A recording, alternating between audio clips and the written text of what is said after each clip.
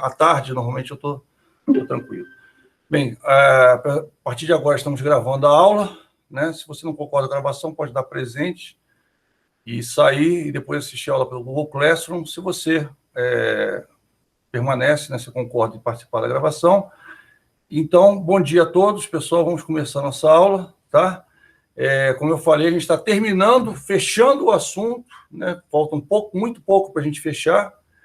E aquele framework, né, que eu falei para você, que é o framework da decisão. A gente fecha o framework da decisão, fala um pouquinho sobre alguns aspectos, e aí depois a gente abre, né, para perguntas, para dúvidas, alguma coisa. Está terminando. Nossa próxima aula é a prova. Lembrando que é o primeiro tempo, tá?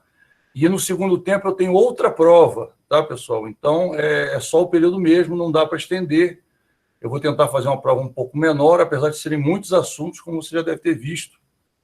Então, o ideal é que você consiga fazer naquele prazo. Você viu que normalmente vocês têm conseguido, né?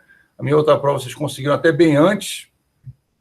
Então, eu acho que vai dar tudo certo. Mas dá uma estudada antes, dá uma lida antes. Não deixa para ler na hora da prova, não.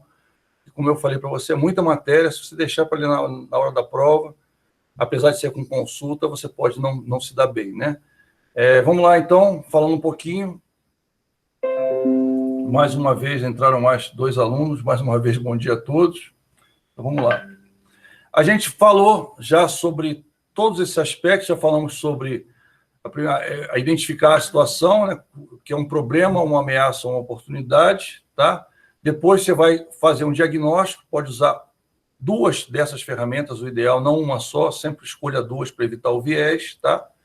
Depois você vai para a geração de alternativa, ou seja, se você quer solucionar um problema, se você quer se proteger de uma ameaça ou se você quer aproveitar uma oportunidade, aí você vai gerar todas as possíveis, todas ao máximo possível de alternativa para poder chegar ali.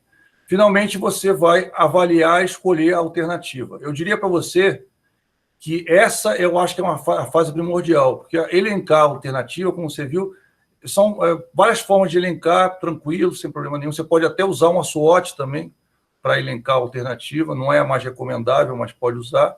Mas, na hora de avaliar a alternativa, a avaliação que eu acho que é o principal para você escolher qual alternativa que você vai utilizar.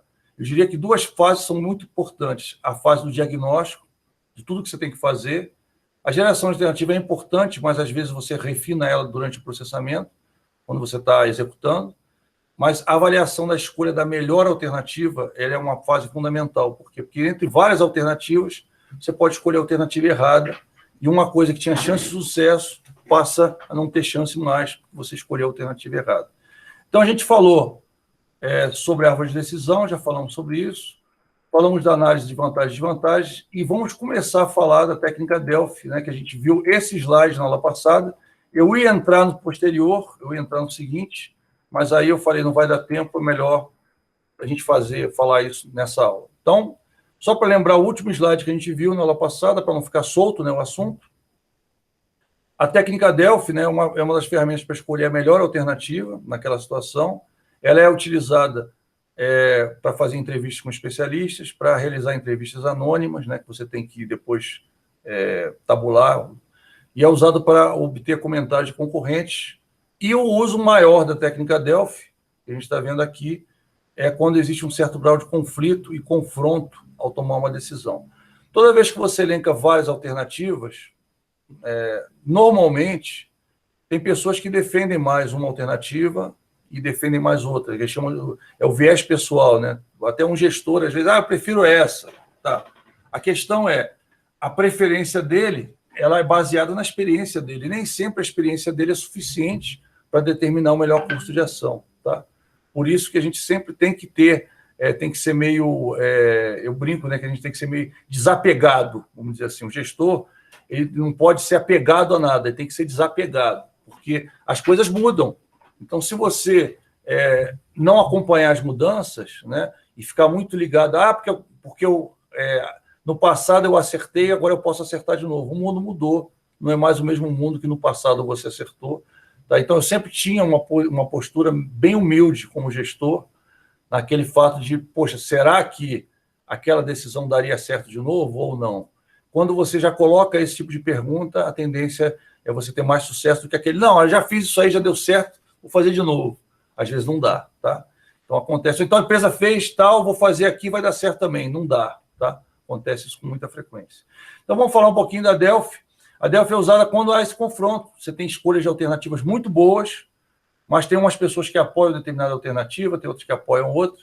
E aí o que você faz? Você vai botar todas elas na mesa. A vantagem da Delphi é essa. Você põe todas elas na mesa e é uma análise, né? Você faz um ciclo de análise contínuo, e aí quando você fecha esse ciclo, aí você chega na melhor opção. Sendo que é uma técnica que demora a ser aplicada, né? Não é uma técnica rápida, como você vai perceber, ela demora bastante.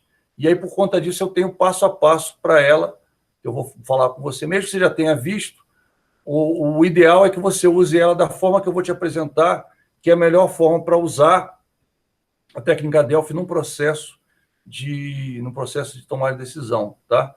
Porque que ele acaba se desgastando, que a gente chama de desgastar a alternativa, até chegar num ponto que a maioria das pessoas realmente aceitem ela, né? Então, lembrando que são várias cabeças, normalmente até uma cabeça só, mas normalmente o ideal é que essa decisão seja tomada em grupo, num comitê, né? E é uma técnica que demora, você vai ver como é que funciona. Depois eu vou até mostrar para você, uma vez que eu apliquei, vou trazer um pouquinho da minha experiência para você aqui. Então, vamos lá.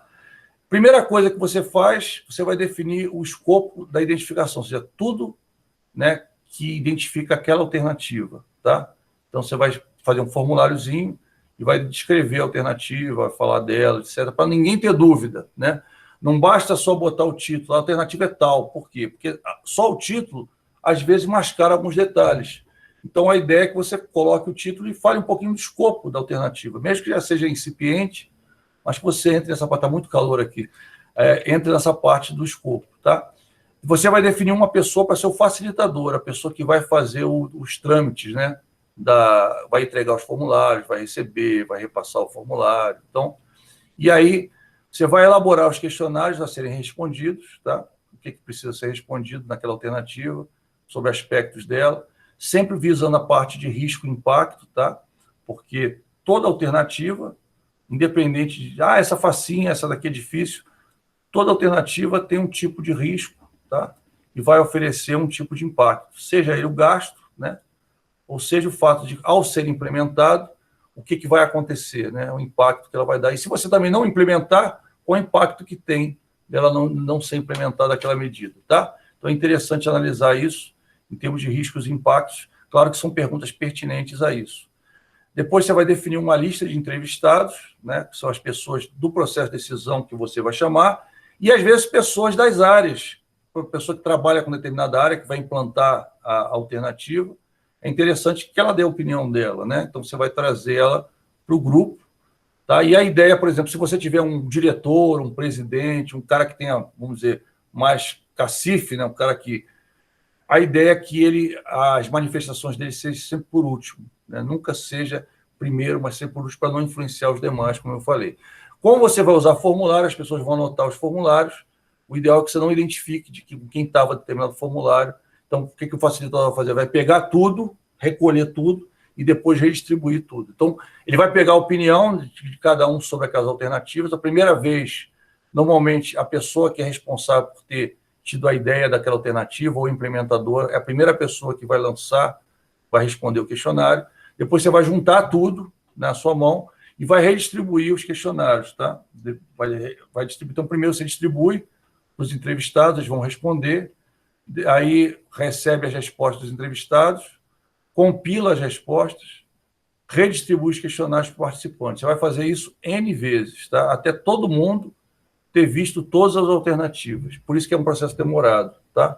Então, por exemplo, você tem um grupo, e aí nesse grupo você tem 5 alternativas e 5 pessoas, por exemplo, tá?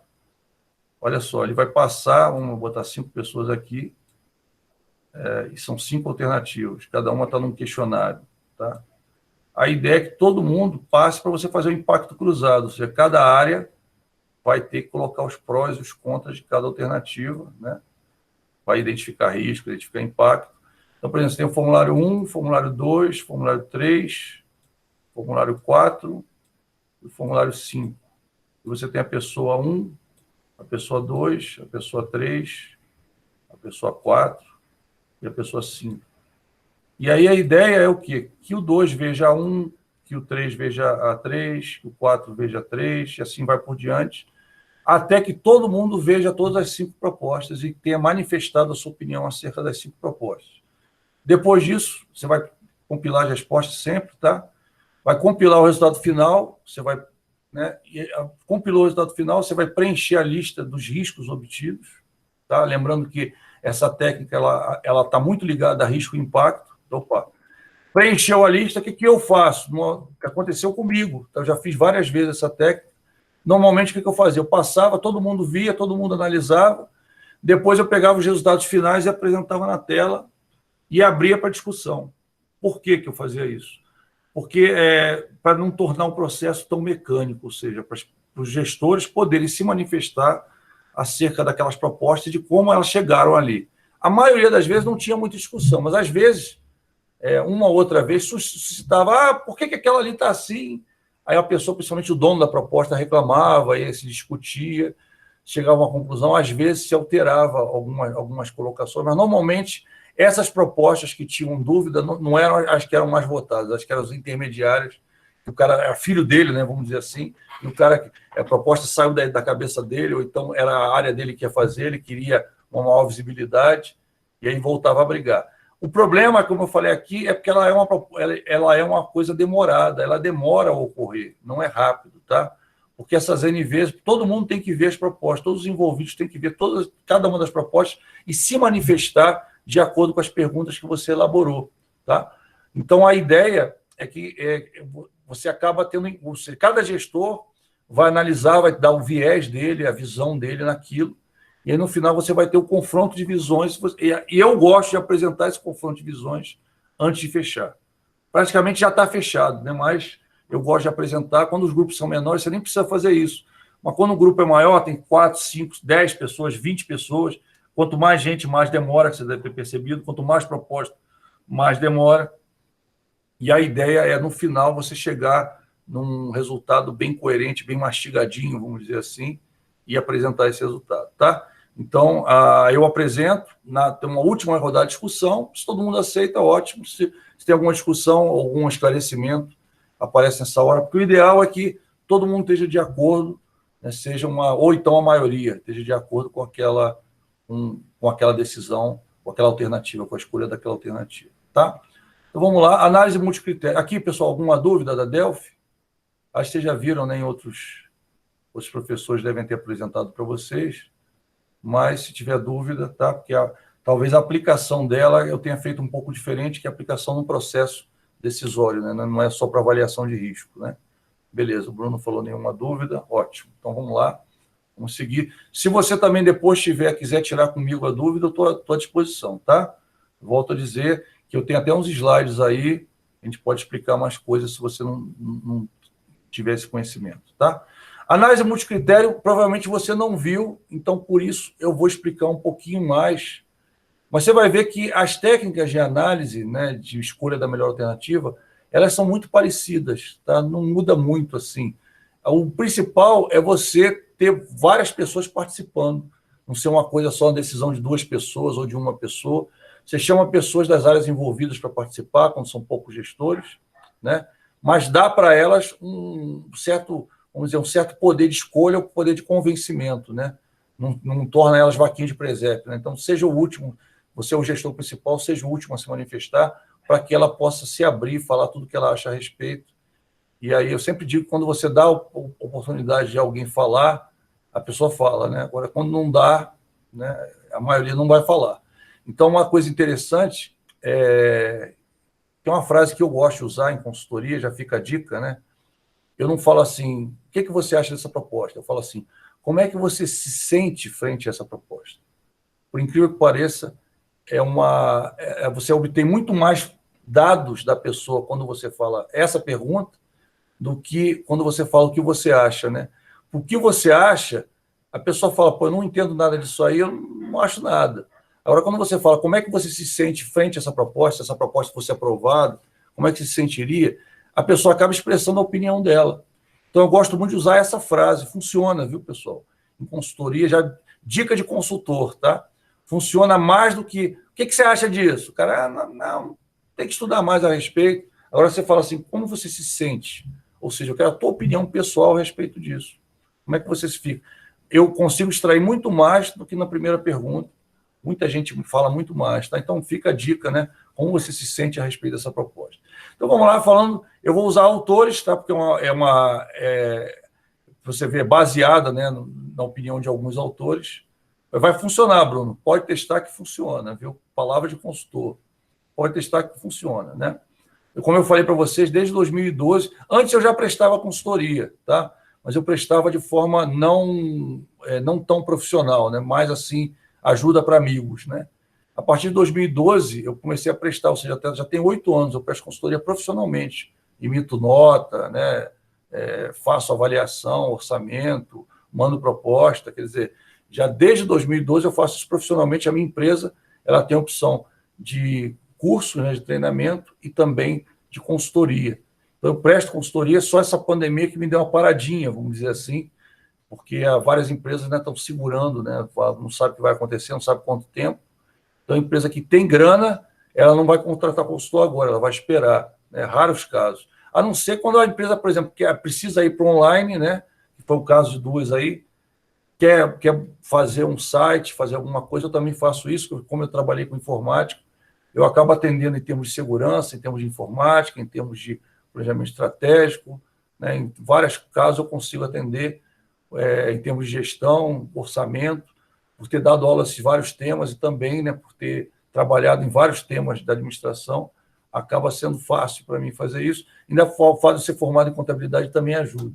Só para você entender que é muito importante, tá, a questão da pergunta certa, a forma certa de perguntar, e na análise multicritério também. Eu vou dar umas dicas aqui, a gente está trazendo alguns textos dos autores, e tem umas dicasinhas, que é bem fácil, tá? Só que se você não explicar direito, fica complicado. Por isso que, se você só olhasse o slide, por exemplo, você ia se perder. Então, eu gosto de explicar bem devagar, para você entender, porque ela não é que seja complexo, mas ela tem uns detalhes, tá? Então, vamos falar, e depois eu vou dar um exemplo, que aí vai ficar claro para você. Então, segundo Olson, o objetivo principal do sistema de suporte de decisão multicritério é fornecer ao usuário ferramentas que o levem a explorar o problema com o objetivo de encontrar uma solução. Então, a análise multicritério, ela é feita para achar a melhor alternativa, tá? As outras, você vai, eu posso usar para isso e para aquilo, mas essa é para isso. Por isso que eu, particularmente, se eu tenho tempo, eu uso Delphi e essa. Se eu não tenho muito tempo, tá? Eu uso, de repente, árvore de decisão e essa, tá? Mas eu gosto de usar análise multicritério, tá? Então, é algo que eu recomendo a você o uso, tá? Por quê? Porque ela foi feita, foi desenvolvida para escolher a melhor alternativa, tá? As outras são coisas que servem para isso. Essa não. Ela foi feita exclusivamente para isso. Então, por conta disso, ela é mais direcionada que as demais. Só que ela também tem um viés, como as outras que eu falei. Por isso, não é bom usar ela sozinho. Eu comentei isso com você. Nunca use uma ferramenta só. Usa no mínimo 2, tá? Aqui na escolha de análise, na escolha de alternativa, se você puder usar 4, é melhor. Se não, usa 3. Se não puder usar 3, usa 2. Mas, dica, inclui análise multicritério. E se você tiver mais tempo, inclui o Delphi. Que aí a tua resposta vai ser mais, como a gente chama, mais trabalhada, né? E não dá viés de má interpretação depois. Claro, se não der certo, você está super bem justificado, o que não estaria se você usasse, de repente, uma SWOT para decidir, tá? Por isso que eu falei, a ferramenta certa, no lugar certo, tá? Então, o objetivo de encontrar uma solução onde vários pontos de vista, às vezes contraditórios, são considerados. Toda decisão séria, decisão que envolve muito recurso, muito dinheiro, ela tem essa questão de vários pontos de vista contraditórios, tá? Muita gente vai dizer para você que não quer gastar esse dinheiro, que tem uma solução mais fácil, que em 1920, quando ele era gestor, ele fez assim, deu certo, tá? E aí aquela história. Quando acontece isso, você tem que ser o mais técnico possível, tá? O menos empírico possível, porque senão a tua decisão vai ser extremamente questionada e se der errado, você vai perder a cabeça. É assim que funciona na prática, tá? Então, eu já vi grandes gestores tomarem uma decisão perder a cabeça. Eu vou dizer o que aconteceu comigo no banco. No banco, você sabe que eu trabalho. Eu, antes de ser gerente de visão, eu tinha um gerente de visão, um cara espetacular. Me ensinou muita coisa, eu aprendi muito com ele. Um cara, assim, genial, um cara que sabia, estudioso, doutor, sabe? Doutor pela USP. O cara, assim, cara, crânio. O cara era fantástico.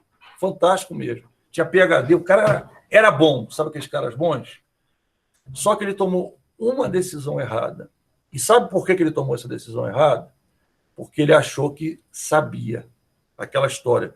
Não vou fazer esse processo, né? Eu sei que dá certo, porque no passado deu certo, eu vou fazer. Uma decisão errada. Ele perdeu a cabeça, cortaram a comissão dele. Não, você sabe onde eu trabalhei, é um lugar que dificilmente a pessoa perde a comissão, só quando toma uma decisão muito errada, faz uma coisa que leva a empresa a perder dinheiro, tá? O que é raríssimo acontecer, porque sempre tem jeito, né? Mas esse cara fez isso, e é o único caso, olha, com 31 anos quase de banco, né? O único caso que eu vi o cara perder a cabeça trabalhando, né, foi esse, porque eu já vi gente perder a cabeça com fraude, com furto, com uma série de coisas que não deviam fazer. Eu fui de núcleo de segurança há 4 anos, eu via, né?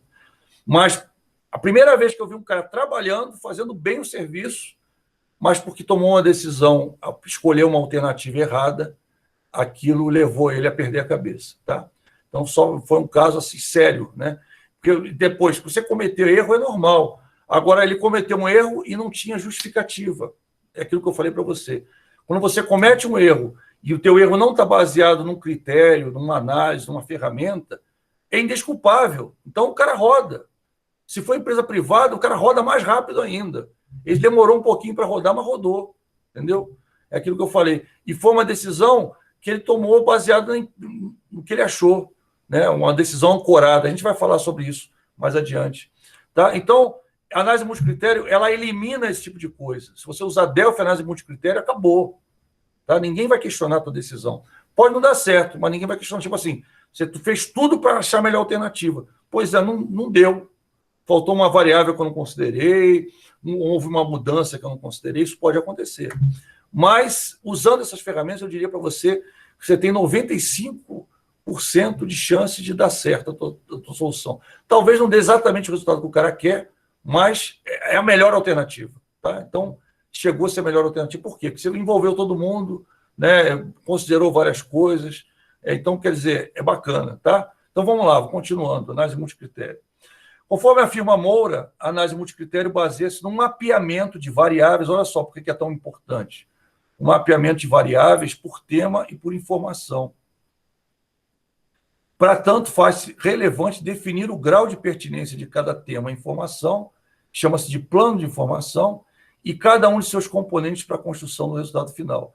Então, é muito bacana, inclusive, para você monitorar. Depois, já que você está elencando variáveis, você pode usar essas variáveis para monitorar, tá?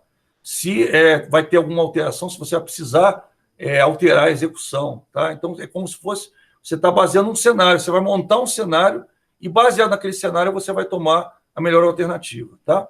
Então, vamos lá, seguindo. Passo a passo. Então, devagar para você entender. Eu botei isso tudo, viu, pessoal? Tem 3 slides, porque eu acho que a maioria não viu. Se você já tiver visto, eu peço um pouco de paciência para você, tá? Porque talvez você veja de uma forma diferente de aplicar. Mas vamos lá. Primeira coisa, você vai definir o problema e a decisão designada. O que você quer fazer, que tipo de decisão você quer fazer, e qual o problema, ou seja, eu quero aproveitar uma oportunidade, quero me proteger de uma ameaça, eu quero resolver um problema. Tá? Então, isso tem que estar bem claro. Tá? Claro que você já viu isso na fase inicial lá, né? Então, isso daí já está bem claro, você já debulhou, então você já analisou o problema, já analisou, né? Bastante, já tem isso tudo já pronto. Tá? Você vai estruturar a hierarquia de um ponto de vista global de gestão.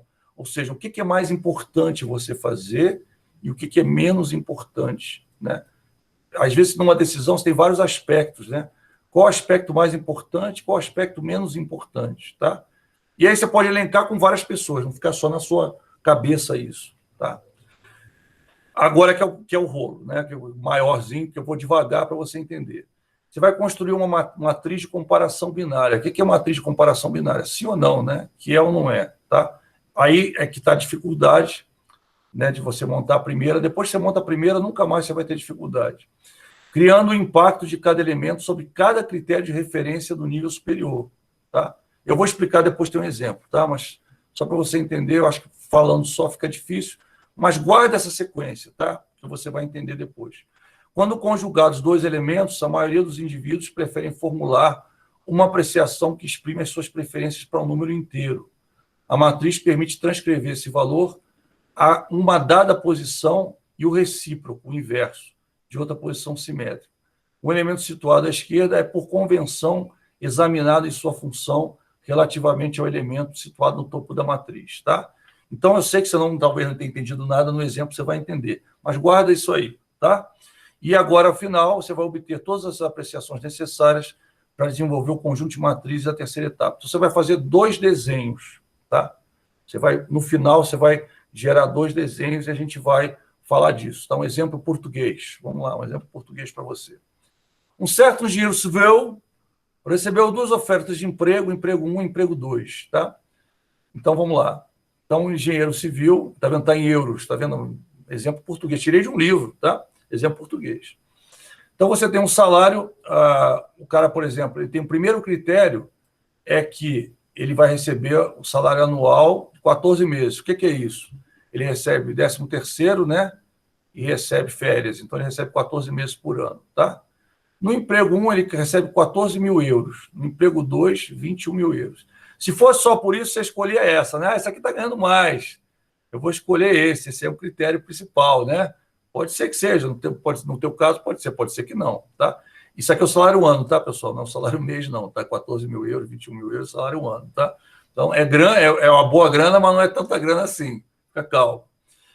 A questão da oportunidade profissional, esse aqui, ele vai receber 14 mil euros, mas ele tem uma alta possibilidade de crescer no trabalho, né? Então, ele pode chegar lá, né, ganhando 14 mil, mas ele pode ir até 30 mil, 40 mil.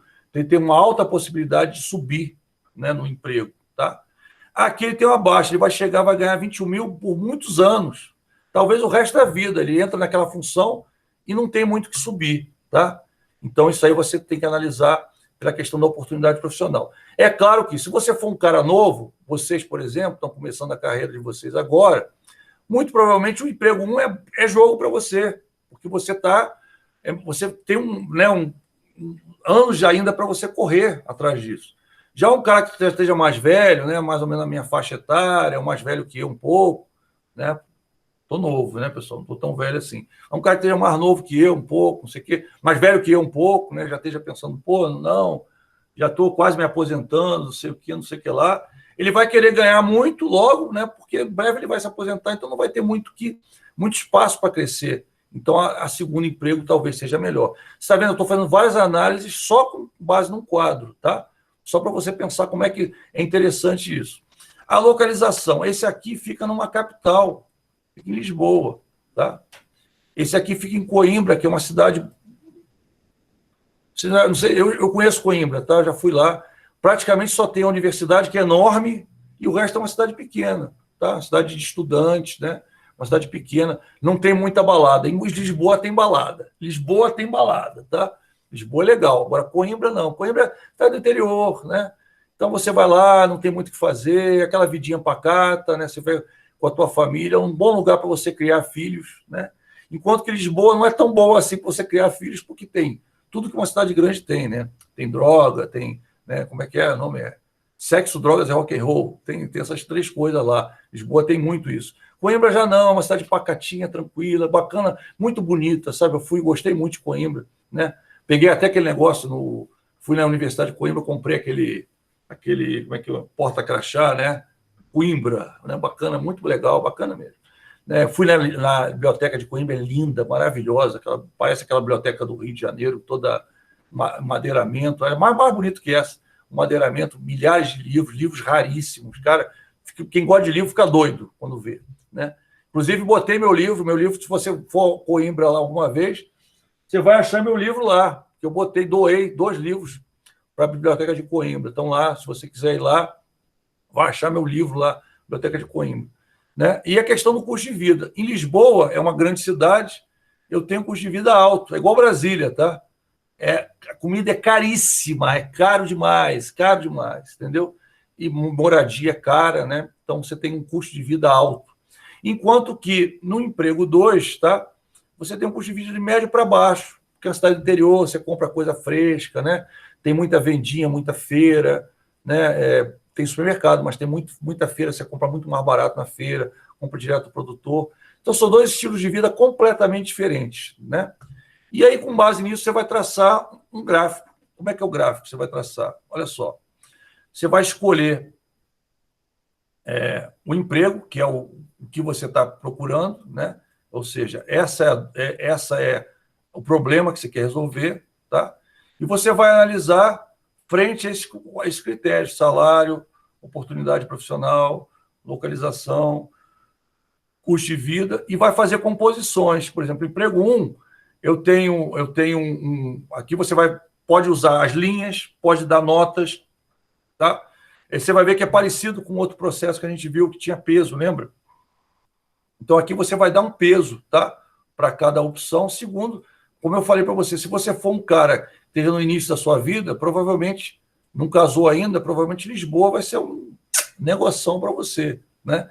Agora, se você já está no final, já tem filho, quase neto, não sei o que lá, já o emprego 2 já seria melhor para você, tá?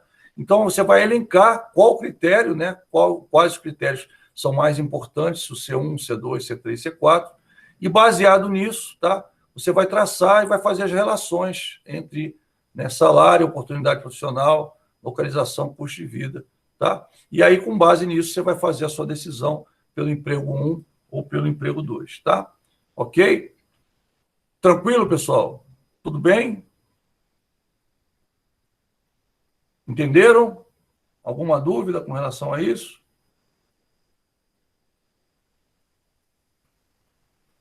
Tá. É legal fazer isso em grupo, né? E colocar isso num quadro, tipo assim, projetar, tá? E aí você coloca a tabela, tá? E as pessoas vão elegendo o critério. O que é mais importante? O salário para mim é mais importante, tá? Então eu vou eleger, vou botar isso aqui, sei lá, com nível 1, ou vou botar assim como o peso máximo, tá? Vou botar, eu tenho 1, 2, 3, 4, vou botar peso 5 para mim, né? Para você, para mim já não é um peso tão alto assim, entendeu? Então, a oportunidade para você pode ser mais alta, então você pode dar uma nota. A ideia é, com base nesses critérios e com base nesse gráfico, as pessoas vão eleger o que é melhor, tá? Qual é a melhor decisão frente a isso. Lembrando que todos esses processos são processos para você fazer em grupo, tá? Não é para você fazer sozinho como gestor. Ah, professor, eu sou só o líder da minha equipe. Por exemplo, eu tenho uma equipe, eu sou gerente de divisão. O que você faz? Faz com a tua divisão. Se é uma decisão da divisão, em vez de você tomar a decisão, levantar a tocha e falar, eu vou fazer isso, chama o grupo e discute com o grupo, tá?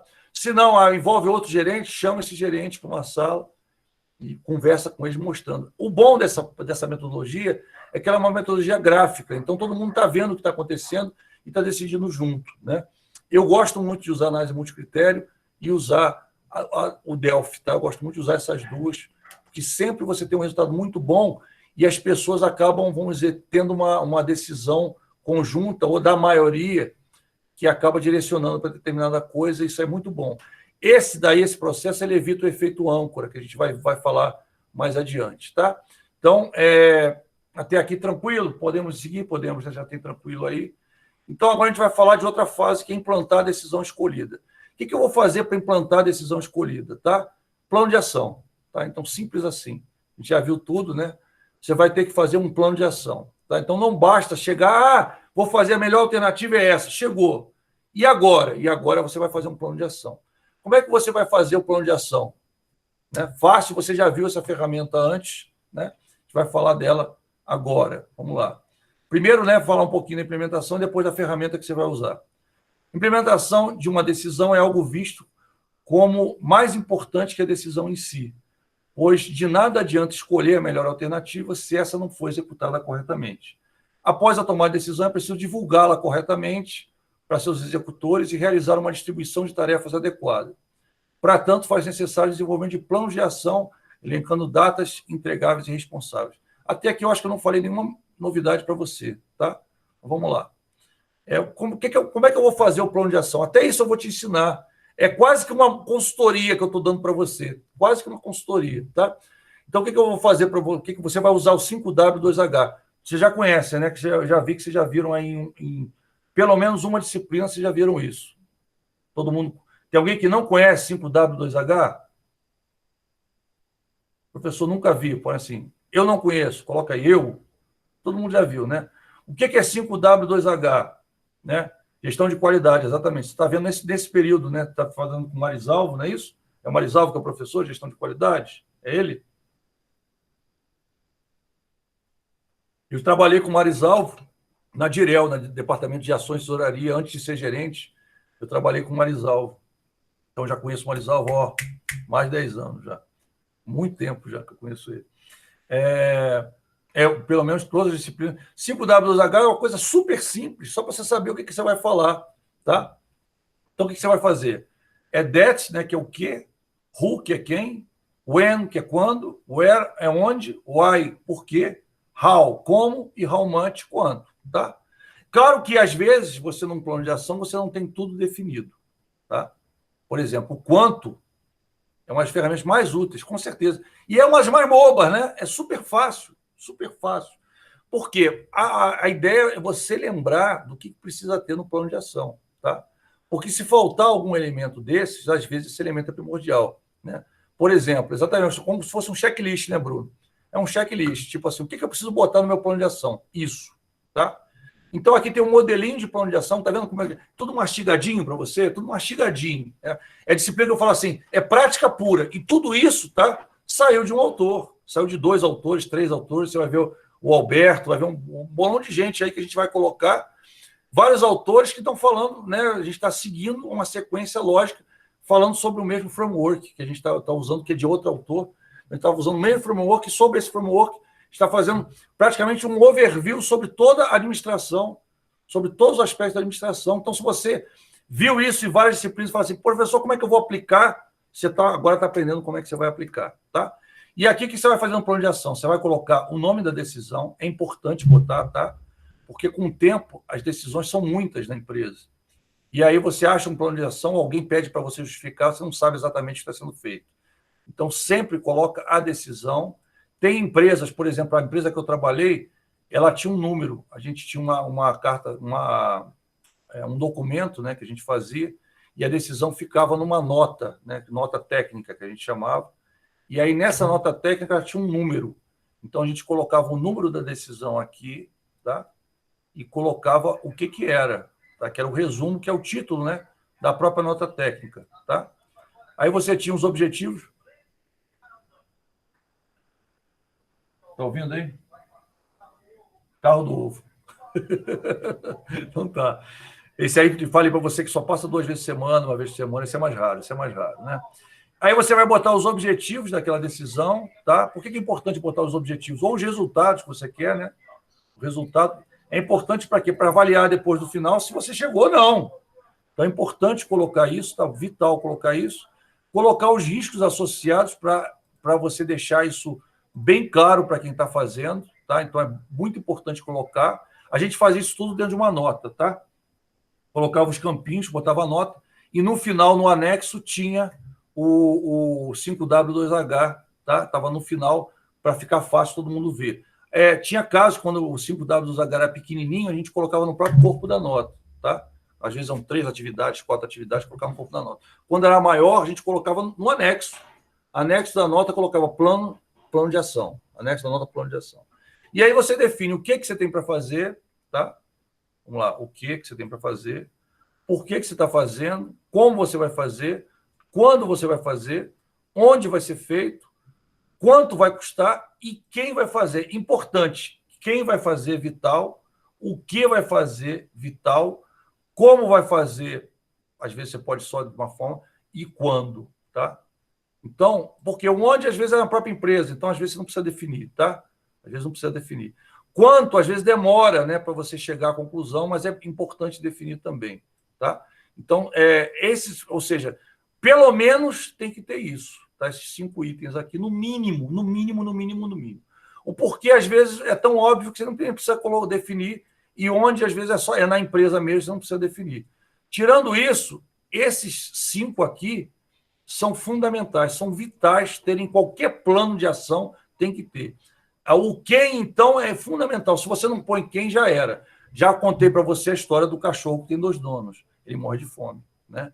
Então, tem que saber quem vai fazer e quando vai entregar, tá? E alguns planos têm ainda o entregável. O que é, né? Ou seja, que é o que o cara vai fazer e tem a citar aí no final, ele vai ter qual resultado, que é o entregável, tá? Principalmente em projeto tem muito isso, tá? Tem um entregável aqui, vou botar um exemplo para você lembrar, mas em alguns casos, então nem quis botar no slide para não atrapalhar você. Então, é o 5W2H, super útil, é o que você tem que usar, tá? E, principalmente, esses itens que eu sublinhei, tá? Isso você não pode deixar de botar nenhum desses que eu sublinhei, nenhum desses. O que não está sublinhado, você pode, porque é meio que, eu sei, né? Por que eu vou fazer? Eu sei por quê. Eu sei onde também. Então, tá? Posso até não definir para não cair em redundância, né? A pessoa, isso aí acaba sendo ruim a leitura. Então, eu suprimo. Mas quando isso aí todo mundo sabe, né? Se todo mundo não sabe, eu tenho que botar. Tá? Por exemplo, com uma empresa muito grande, eu tenho que colocar. Numa empresa menor ou até num setor, talvez não seja necessário botar o porquê nem onde, mas esses 5 itens, o que, como, quando, quanto e quem, aí não dá. Esse aqui eu não sei. Corre atrás e coloca. Porque se não correr atrás e colocar, vai dar rolo depois, né? É bom definir quanto, porque normalmente esse quanto está no orçamento. Então, é até tanto que você pode gastar com aquele projeto, tá? Então, é muito importante e vital, cara. É tipo assim, uma ferramenta super tranquila, é um checklist, né? Mas é fundamental você usar isso para implementar, tá? Tem que saber delegar, mas teria que ter uma experiência grande para saber deve realmente fazer, experiência empresarial. Não, eu vou te falar uma coisa. Eu nunca tinha visto, a primeira vez que eu apliquei, eu lembro, né? Eu sempre brinco, a primeira vez a gente nunca esquece, né? Então, a primeira vez que eu apliquei um plano de ação, quando eu era gerente de equipe, né, muitos anos atrás, eu aprendi sobre o plano de ação nesse livro, né? Eu comentei com você, e tem, não sei se acho que tem até um desenho, deixa eu ver aqui se tem, ou tinha um formulário anexo, alguma coisa assim, mas tinha um plano de ação. Falava, a primeira vez que eu usei, você vê, o livro está até amarelo, não sei se dá para você ver daí, o livro está amarelo, de tantos anos que eu usei, né? Tantos anos que eu usei isso aqui. Capa branca também, né? E olha, já era a 19ª edição, tá? E eu usei esse livro, tá? E eu fiz o plano de ação pela primeira vez na minha vida, nunca tinha feito antes. Claro, hoje eu faço mais rápido, hoje virou o meu dia a dia, né? Eu faço isso aí com o pé nas costas. Mas na época, não foi difícil fazer, não. É fácil fazer, entendeu? É muito fácil, quer dizer, você monta, depois você ajusta o termo que você vai usar, né? Por exemplo, o que, melhor você botar num verbo, no infinitivo, né? É besteira, forma de falar. O importante é você entender o que vai fazer e a pessoa que lê entender. Isso é que é o importante, tá? Então, não é esse aspecto o delegar, sim. Você vai delegar por meio disso aí e pior, o cara não pode nem dizer que você não fez, né? Eu tenho mania, até por conta desse livro, há muitos anos já uma dica que eu vou dar, mais uma dica, né? Hoje é a aula da dica. O que eu fazia com os funcionários, tá? Eu chamava para uma reunião, explicava o que tinha que fazer, tá? Depois que eu explicava o que eu tinha que fazer, eu mandava um e-mail, ou então, quando eu não podia mandar e-mail, eu tinha um bloquinho, não é esse, tá? Esse meu bloquinho é para negociação. Eu tinha um bloquinho, eu anotava com ele, né? Anotava 2 folhas, uma para ele e uma para mim. Eu anotava, entregava para ele uma folha e ficava com uma, tá? Quando eu fazia isso, ele já sabia que eu ia cobrar ele. Então, ele fazia. Por que acontecia? Quando eu comecei a ser... Isso aí ensina nesse livro. Quando eu comecei a ser gestor, você vai dando atividade para o funcionário, né? Vai dando atividade. Lá pelas tantas, ele esquece. Quando você não anota, não faz esse tipo de cerimônia, ele esquece. Aí ele fala assim, não lembrei, desculpa, esqueci. Só que aí já estourou o prazo, né? Quando você faz isso, o cara sabe o que é, tem um prazo, ele guarda a folha de papel, todo dia ele olha, ou de vez em quando ele vai olhar, ele sabe que você guardou uma. Então, se ele não olhar, você vai olhar. Então, ele já se prepara. Então, depois que eu passei a usar isso, e eu aprendi com esse livro, nunca mais eu parei. O resto da minha vida eu usei. Ou eu mandava um e-mail, né? E mandava um e-mail com cópia para mim, para ele saber que eu estava controlando, né? Então mandava um e-mail para ele, mas com cópia para mim, ele via, né? Não é cópia oculta, não, cópia mesmo. Então ele via e tinha lá atividade funcionário tal, né? Ou atividade tal, botava o título, aí botava o tracinho, o nome do cara. Acabou. Acabou. O cara não esquecia nada, não tinha, sabe? Eu tive, depois que eu passei a usar isso, eu tive zero de esquecimento. Eu era a divisão que menos tinha problema de prazo. Eu sempre atendia todos os prazos, por quê? Porque todos os meus funcionários sabiam os prazos, está tudo ali. Se você recebe esse e-mail, a gente tinha um Domino, né? A gente usava o Lotus Notes, aí tinha um Domino. O que fazia na época do Domino? Você clicava lá, já ia para a agenda do cara, pá, entendeu? Na Apple, se você manda, né, o aplicativo não é no Samsung também, no Android também. Você clica, vai para a agenda do cara, acabou.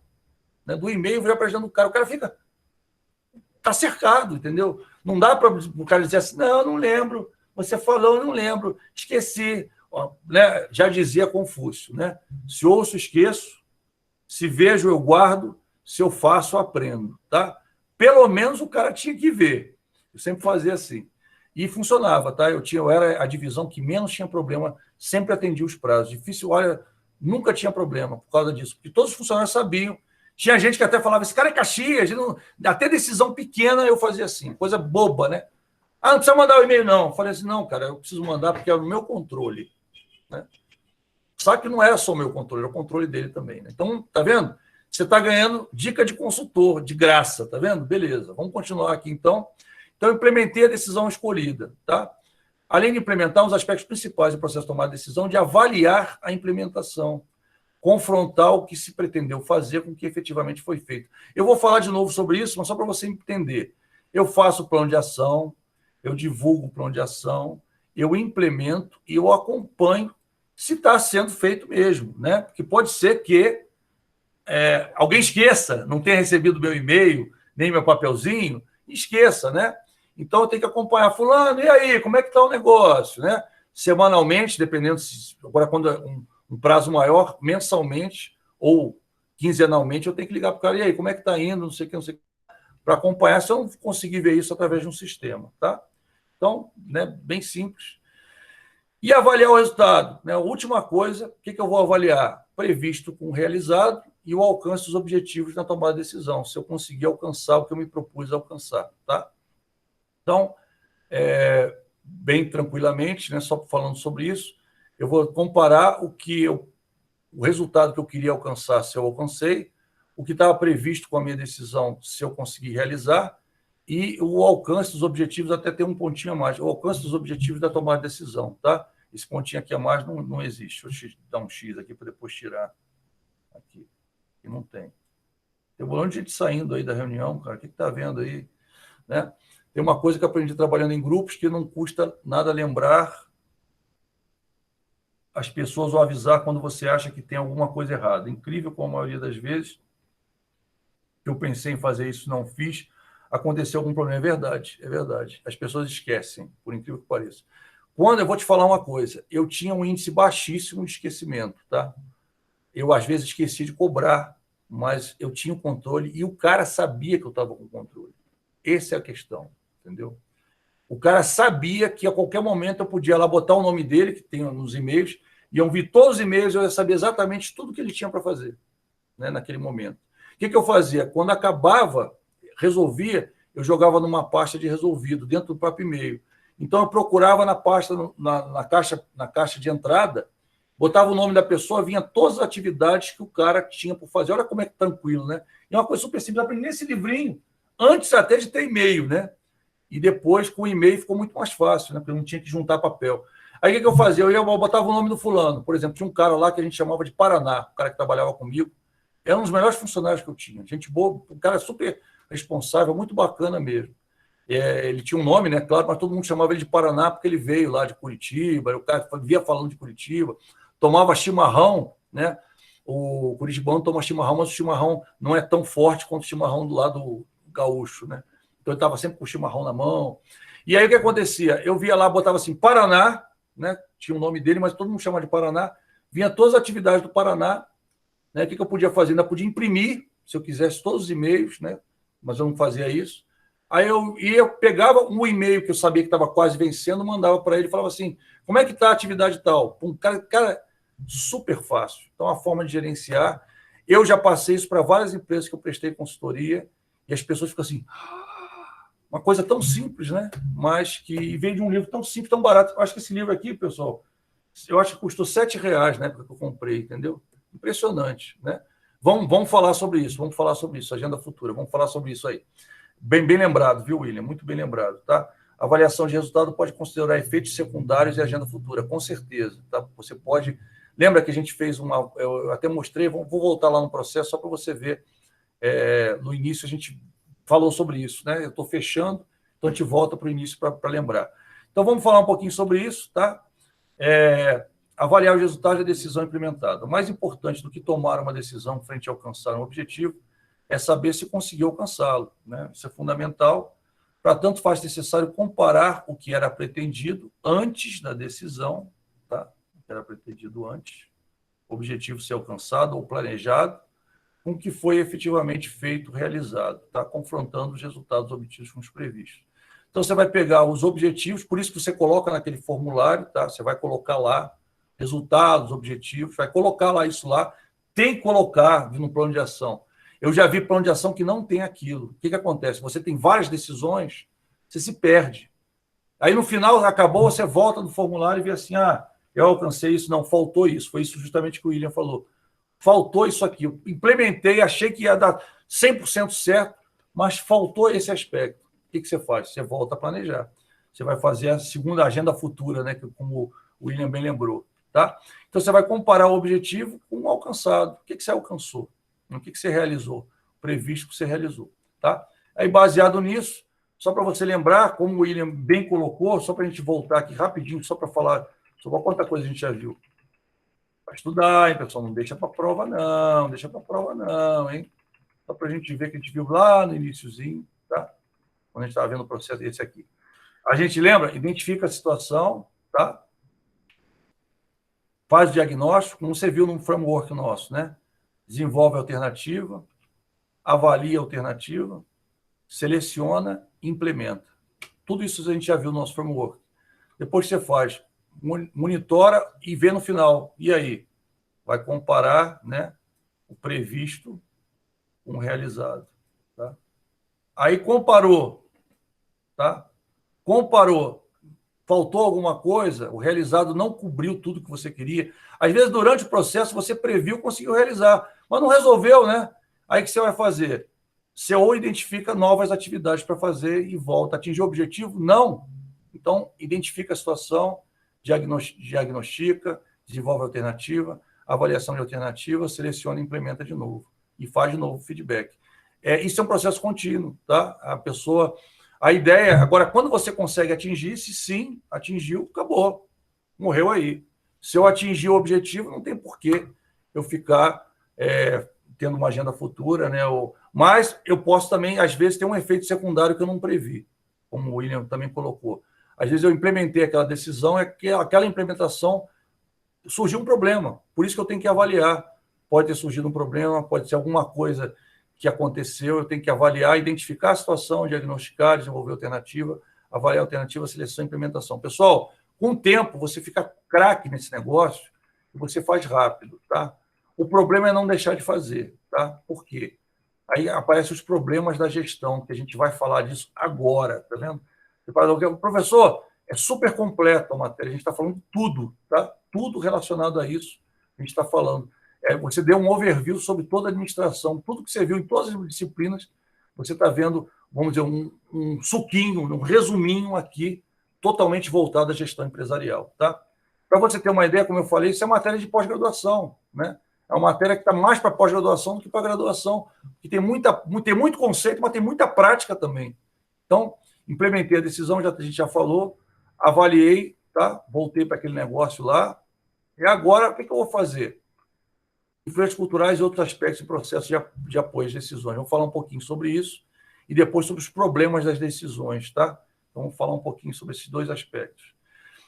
Processo de apoio à decisão. O processo de apoio à decisão é um sistema, né? O processo de decisão é um sistema de relações entre elementos de natureza objetiva, ou seja, características de ações e elementos de natureza subjetiva resultantes do sistema de valores dos atores e das definições não muito claras do contexto da decisão. Vou até botar um S aqui para lembrar de ajustar antes de mandar para você. Tchau.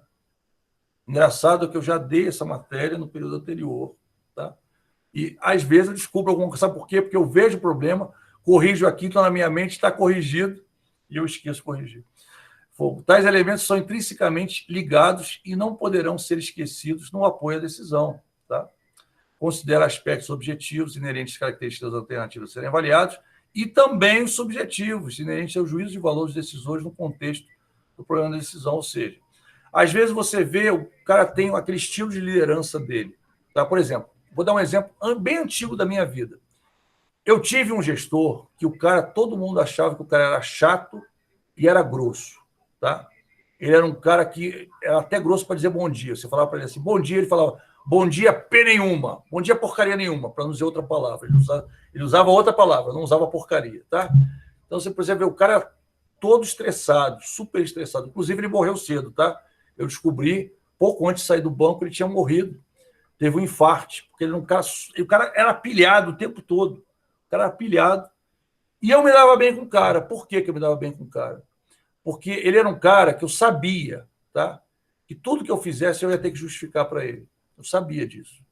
E aí, com o tempo, ele descobriu isso. Então, ele parou de me encher o saco. Ele falava assim, fulano só gosta do Max. Porque todo mundo ele enche o saco, o Max ele não enche o saco. Por que ele aconteceu? Assim que eu cheguei, alguém já tinha me contado. Esse cara, ele é cri-cri, ele pergunta nos mínimos detalhes das coisas. E eu era programador na época, tá? Quando trabalhei com ele faz muitos anos. E eu desenvolvi um sistema em Clipper, aí você vê, muitos anos mesmo, né? E o sistema em Clipper, o que ele fazia? Ele pegava um arquivo, tá? Analisava e puxava daquele arquivo vários valores para depois formatar uma planilha, que era tipo uma partida, para jogar isso num sistema para realizar, vamos dizer, os débitos de tarifas das contas, tá? Então, eu que fiz esse sisteminha na época em Clipper, tá? Isso aí era um trabalho que vários funcionários faziam durante uma semana, e esse sistema passou a fazer em 10 minutos. Uma coisa assim fantástica, uma ideia que eu tive. Isso aí me valeu, né? Aquela estrelinha assim no negócio, que foi algo assim. Só que o que acontecia? O sistema, ele fazia esse troço meio que manualmente. Ele pegava as tabelas que tinham os nomes dos clientes, sei que lá, e ia recolhendo. Pegava, identificava o nome por uma tabela, recolhia e colocava. Era meio esquisito, porque ele pegava de um sistema que era um sistema que era em Cobra 500, que era um mini, não era nem um computador de grande porte, era um mini. Ele pegava do Cobra 500, fazia no microcomputador e devolvia para o grande porte para fazer um sistema de conta corrente, que era um sistema em COBOL. Então, era o bicho, né? Só que aí teve que fazer uma rotina no COBOL e uma rotina no Cobra para poder tirar o arquivo e uma lá do grande porte para puxar o arquivo. Era um bicho meio doido, tá? Mas eu consegui fazer. Demorei um tempão para fazer. E aí, quando eu fiz uma versão para soltar, que era tudo escondido, e eu fiz uma versão toda aberta para o cara analisar tudo que estava fazendo. E aí o cara, deixa eu ver esse sistema aí. Aí eu botei a versão aberta. O que o sistema faz? Eu fui explicando. Então, pega isso, abre esse arquivo, puxa os dados, ele joga aqui nessa tabela. E aí demorava muito, né? Ele falou assim, pô, mas demora muito esse sistema, que porcaria. Eu falei, essa versão é para você entender, porque ele já tinha sido programador, ele gostava de ver essa questão. Agora é a versão que os outros vão ver. Aí o cara clicava assim, a tela, tchum, pronto, já fez. Aí, beleza. Cara, não me perturbou mais. Se eu mostrasse o sistema que o cara, mas tá certo, tem certeza que foi bem feito? Isso aqui. Por quê? Porque ele queria ver a explicação. Tá? Então, o que é isso? Você tem que ver o estilo de gestão do gestor, tá? Para tentar deixar do jeito que ele aceita, né? Do jeito que ele quer, para poder entender aquilo. Por exemplo, tem gestor que não gosta de detalhamento, a maioria não gosta. Tem uns que, se você não detalhar, o cara não toma decisão. Então, é importante você ajustar ao juízo de valor de cada decisor, tá? No contexto do problema da decisão. Tá? É importante isso no processo. Então, um processo de tomar decisão racional, ele precisa considerar que ações são possíveis, são as alternativas, tá? Quais as consequências futuras de cada alternativa, que foi justamente o que o nosso amigo William comentou, né? Que seria a avaliação dos resultados, considerar os efeitos secundários, né? O que aconteceu depois que eu implementei, né? Qual o valor para o decisor das consequências? Consequência não tem mais o trema, né, pessoal? Foi mal aí, coisa de velho, né? Consequência não tem mais o trema. Desculpe aí, eu copiei. Foi mal, foi mal, foi mal. Eu não tenho mais trema, né? A nova, né? Então, tirei o trema, tá? Vou tirar na versão que vai para vocês, eu vou tirar. Qual o valor para o decisor as consequências associadas a cada alternativa, tá? E como será feita a escolha entre as alternativas em termos de valor e importância das suas consequências, também tirando o trema, tá? Então, quanto à alternativa em si, quanto à expectativa do gestor, quanto à preferência de cada gestor, por isso eu tenho que ver o valor para ele daquela decisão, e a regra de decisão, que critérios eu vou usar naquela escolha, né? Por isso que eu gosto muito de usar aquele último processo, tá? Que a gente falou, né? Esse aqui. A análise multicritério, gosto muito de usar esse por conta disso, porque você já traz o peso para todo mundo ver, né, a aplicação daquilo, então é bastante interessante. Tá? Outras coisas que podem afetar a decisão, vamos falar agora, tá, pessoal? Então, coisas que podem afetar. Fatores que também, além da técnica, né, além da metodologia que você vai usar, tem uma série de coisas, você tem que pensar que a decisão pode ser afetada por outras coisas, tá? Por que a gente tem que pensar nisso? Porque, ao pensar nisso, você tem que evitar que isso aconteça. Tem que tornar a decisão mais técnica possível, para depois não terem arrependimentos. Puxa vida.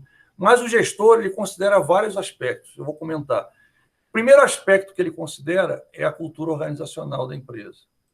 Tem empresa que ela é conservadora nas suas decisões, tem empresa que ela é arrojada nas decisões, né? Tem empresa que, para você implementar, você tem que convencer todo mundo, contar a história, dar curso, fazer evento, né, de comilança para o pessoal engolir aquilo junto, né, vamos dizer assim. Tem empresa que não, a partir de amanhã é assim, acabou. E o pessoal sai fazendo e pronto. Tudo depende da empresa, né? Empresas familiares, normalmente, o cara tem que fazer um evento, né? Empresas muito grandes, empresas que tenham, vamos dizer, são muito paternalistas, você tem que fazer um evento, convencimento, demora um tempão. Empresa pequena, pau, ou faz ou está fora. É assim, né? Então tem essa questão, tá? Aspecto inerente ao trabalho, às vezes o teu dia a dia, você tem uma decisão para implementar, mas você está até aqui de serviço e aí você não consegue, tá? Então aquilo ali acaba retardando algumas decisões e às vezes se perde oportunidades por conta disso, tá? O estado de saúde da pessoa, eu sei porque aconteceu isso comigo. Vou dizer o que aconteceu. Eu tive problema de cálculo renal, eu tive 12 crises renais. Tá? O que é? A crise renal é quando a pedra se move, dói. Não sei se você já teve, mas dizem que é a segunda pior dor da espécie humana. Ela só perde para o traumatismo craniano. Quando o cara tem uma cacetada na cabeça, ele desmaia. Então é a dor. E eu cheguei a desmaiar uma vez. A única vez que eu desmaiei na minha vida foi quando eu tive uma crise renal em Curitiba, estava morando lá, sozinho, não tinha família, não tinha nada. E eu fui na casa de um amigo para almoçar, a gente, né, trabalhava junto, eu estava perto da casa dele, me convidou para almoçar, e comendo lá, comida lá, começou a me dar dor, começou a dar dor, eu fui para o banheiro e caí no banheiro. Tal foi a dor, uma dor terrível, né? O que acontece? Aí, por que eu estou contando isso? Porque depois, mais tarde, eu fui ser gerente de equipe, vim para o banco, não sei o quê, babá, já estava usando esse livrinho. E aí o que aconteceu? Eu tive uma crise renal, foi a minha 12ª e última crise renal, graças a Deus. E aí eu fiz uma litotripsia, não sei se você ouviu falar, que é uma operação que você não rasga, né? Nem coloca nada lá dentro, vamos dizer assim. É um troço que nem é feito mais, porque ele acaba, em alguns casos, ele estraga os outros órgãos. Era um ultrassom, né? Você deita em cima de uma bolha preta de borracha, com água, e vem um ultrassom em cima, e aquilo quebra a pedra dentro, e a pedra é eliminada junto com sangue e outras coisas, e parte de você vai junto. E eu fiz isso, justamente. E o que aconteceu? Eu tinha uma decisão muito importante naquele dia para tomar, e eu tinha feito a litotripsia de manhã, eles dão 2 dias de descanso, 3 dias de descanso em casa, mas eu, como era gestor, eu falei, não posso deixar, uma decisão muito importante, eu tenho que ir. E eu tomei um remédio para dor fortíssimo, estava com dor, e fui lá. Cara, foi o pior dia da minha vida. Sabe? As piores decisões que eu tomei foram naquele dia. Algumas dessas eu me arrependi amargamente depois, porque com dor não dá certo. Vai por mim, não dá certo. Foram poucas decisões, foram simples, graças a Deus, né? Mas se eu tivesse como gerente de divisão, acho que eu perdi a cabeça nesse negócio, porque eu tomei uma decisão errada que eu tive como consertar, mas eu ouvi meses por causa disso, porque eu estava com dor. Na hora da dor, você não pensa tão bem assim. Na verdade é essa, né? Então, aconteceu comigo uma vez, nunca mais. Estou com dor, eu fico em casa. Não tem jeito, tá? A concorrência, às vezes, obriga você a tomar certas decisões que você não queria tomar, tá? Ou, às vezes, agiliza o processo de decisão, tá? Um caso já aconteceu lá no banco que eu trabalhava, a gente tinha um negócio lá chamado ACL Fumaça, que é o recebíveis cartão a realizar. O recebíveis foi tomada uma decisão rápida em relação ao ACL Fumaça, justamente por conta da concorrência que já estava ganhando dinheiro com isso. A gente, vamos fazer, e depois aquela história, trocou o pneu com o carro andando por causa disso, teve um custo para a empresa muito elevado. Graças a Deus não foi eu que tomei essa decisão. Eu participei só da implementação, mas foi da pesada, porque esse cara rodou, viu? Porque tomou a decisão errada, ele rodou. Aí foi para outro lugar, né? Porque não foi tão ruim assim. Colegas e amigos que às vezes te influenciam a tomar decisão, né? Para o bem ou para o mal, né? Subordinados que também, às vezes, se tu implementar isso, não vou fazer isso, não. Ele não faz assim, né? Mas mais ou menos quer dizer isso. É um absurdo, como é que você vai fazer um negócio dele? Não sei o que lá. Previsões econômicas, que às vezes também direcionam você a tomar algumas atitudes. Grupos, instituições comunitárias, por exemplo, igrejas, né? O cara vai tomar uma decisão, né? E aí até influenciou a minha vida, né? Acho que eu comentei com vocês que um cara lá onde eu trabalhava, ele falou mal de um gestor e o outro cara que não gostava dele contou para aquele gestor que ele tinha feito isso. O gestor queria derrubar o cara, tirar o cara de lá, fazer tudo. E aí chegou nos meus ouvidos e aí o cara era meu funcionário. E eu não fiz, por questões filosóficas. Eu falei, não vou. E eu peitei o cara que estava acima de mim. Falei, eu não vou fazer isso, porque o cara não fez nada, isso está sendo uma impressão. O cara ficou zangado comigo. Depois eu paguei um preço por conta disso, mas foi justamente por conta de grupo, de instituição comunitária, igreja, né? Eu acho que não é certo, aquilo que você planta, você colhe, né? É uma lei universal, eu não vou plantar coisa ruim, porque eu não quero colher coisa ruim. Então, eu plantei coisas boas, mas teve um preço, tá? Não ter feito isso teve um preço que eu paguei, foi muito ruim. Mas, né, pelo menos a consciência continua tranquila, eu continuo deitado, deito e durmo rápido, né? Com e sem melatonina, entendeu? Então, é bom colocar. E a educação, treinamento, que também leva as pessoas. Às vezes, a educação, treinamento agiliza você a tomar decisão e, às vezes, ela retarda. Às vezes, você, por entender determinada situação melhor, você fala, não é tão simples assim, eu tenho que analisar mais. Mas uma coisa é certa, a educação e treinamento sempre ajuda a tomar a decisão mais certa, né? Agora, às vezes, elas agilizam e, às vezes, elas retardam, mas sempre no objetivo de tomar a decisão mais certa. São coisas que podem influenciar as decisões. Processo de apoio de decisões ainda. Um processo de apoio à decisão não trata da aplicação de modelos pré-definidos, tá? E sim da construção de um modelo próprio para cada situação. Por isso que a gente te dá a ferramenta, não te dá a receita de bolo, né? Diz o que você tem que fazer, mas não diz assim, é só encaixar aqui que sai a decisão do outro lado, né? Decisão não é moedor de carne. Moedor de carne, você joga a carne em cubos em cima e sai a carne moída atrás, né? Decisão não é moedor de carne, tá? A ideia é o quê? Você gerar um modelo para cada tipo de decisão que você vai tomar. É claro que esses modelos mais elaborados são de acordo com decisões mais importantes e que envolvem valores mais altos e possibilidades maiores de prejuízo ou lucro para a empresa. Então, esse modelo, quanto mais crítica for a decisão, mais você tem que tomar cuidado para estabelecer isso, né?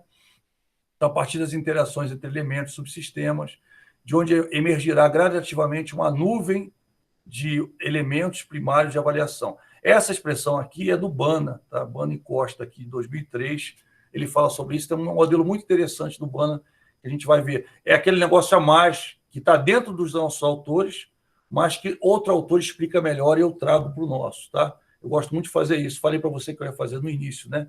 Então, tá lá. Esse aqui é um adicional, vamos dizer assim. Mas por quê? Porque esse aspecto ele explica melhor do que os autores bases que a gente está escolhendo, né? Mas tem tudo a ver. Tá lá. Se você olhar lá nos livros base, você vai ver lá esse texto lá bonitinho. Eu só peguei de uma forma mais explicada que eu achei mais claro, esse autor está indo de uma forma mais clara que o outro nesse assunto, tá? Especificamente. Sendo que alguns como normas e objetivos, fins a atingir, e outros como características das ações, cada objetivo a serem feitas. Tais modelos gerados podem posteriormente servir de apoio para a resolução de problemas similares, tá? Como eu resolvi o problema assim, que era assim, assim, assado, que é parecido com esse, eu vou usar o mesmo modelo para resolver o outro problema. Por isso também, pessoal, eu digo as ferramentas que eu mais gosto, mas eu não digo para você, só use isso, tá? Por quê? Porque cada problema é um problema, pode ser, cada situação é uma situação, cada cultura organizacional é uma cultura organizacional, tem as principais ferramentas, a ideia é que você use uma dessas, claro, ou duas, o ideal duas, tá? Mas depende da situação, depende da empresa. Tem empresa que fala assim, eu não gosto de usar árvore de decisão. Teu gestor principal não gosta. Você vai usar para quê? Usa outra ferramenta, entendeu? Não gosta, às vezes o cara tem uma implicância, teve um professor ruim, sei lá, N coisas, entendeu? Às vezes o cara estava fazendo a árvore de decisão, aconteceu a catástrofe, explodiram lá o prédio lá, 2001, setembro de 2001, né? 11 de setembro, o cara estava fazendo a ferramenta quando aconteceu, o cara ficou traumatizado. A gente não sabe o que gerou. O cara fala, não gosta da ferramenta tal. Beleza, você não usa, usa as outras, tá? Por isso que eu não falo uma ferramenta só, nem duas, porque cada situação é uma situação diferenciada, e aí você vai montar os seus próprios modelos de decisão baseados nessas ferramentas, tá? Os objetivos de cada ajuste à situação específica. Então, tem até o carinha aqui, eu peguei a imagem correta, né? Que você, no meio de um processo de decisão, você está ajustando as ferramentas que você vai usar, né? Os aspectos que você precisa usar, baseado na cultura organizacional, no problema em si, nas pessoas que são gestores, né? Nos critérios subjetivos. Também tem isso, tá? Então, tem um modelo de Banner, modelo Banner e Costa, que é isso, que você tem que considerar o ambiente decisional, ou seja, o ambiente da decisão. No ambiente da decisão, você considera os atores, as pessoas que vão decidir, tá? E as ações a serem tomadas, tá? Esses atores, eles têm sistemas de valores que você tem que considerar. O que o cara acha correto, o que o cara acha incorreto, o que ele gosta de fazer e o que ele não gosta de fazer. E as ações têm representações, têm consequências, né? Causa e consequências. E você tem que considerar também. Se você não considera as causas e as consequências, vou botar causa CA, tá? Consequência CO, para você não. Né? A representação daquelas ações. A ação é representada através de uma causa, o que origina ela, e uma consequência. Às vezes, as consequências, como muito bem o William colocou, às vezes as consequências, você não previu determinadas consequências, coisas que vão ocorrer e vão te orientar a tomar outras decisões baseadas nisso.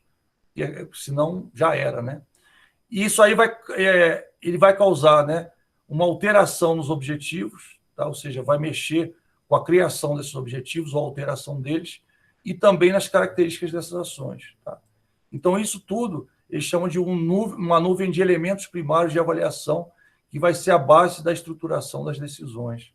E depois disso, você vai usar, baseado nisso daqui, é que você vai usar as ferramentas, vai escolher, vai criar o seu próprio modelo decisório para a situação específica que você está vivenciando. Tá? Então, é aquela história. Eu dou o peixe, mas eu também ensino você a pescar, né? Para você conseguir pescar de novo, tá? Então, vamos lá. Redução significativa dos aspectos subjetivos das decisões, né, inerentes aos gestores, são influenciados pela cultura organizacional, que tendem a melhorar a qualidade das decisões empresariais. É claro, se você toma uma decisão de acordo com a cultura da empresa, vão aplaudir. Se você toma uma decisão contrária à cultura da empresa, muita gente vai criticar você. Mas, às vezes, é necessário. Às vezes, não tem jeito, tá? Até, às vezes, a cultura organizacional ela pode ser favorável à empresa ou pode não ser favorável à empresa naquele momento, né? Então, você tem que pensar nisso também. Mas, quando a decisão está favorável à cultura, você é aplaudido, tá? Quando está contra a cultura, você é vaiado.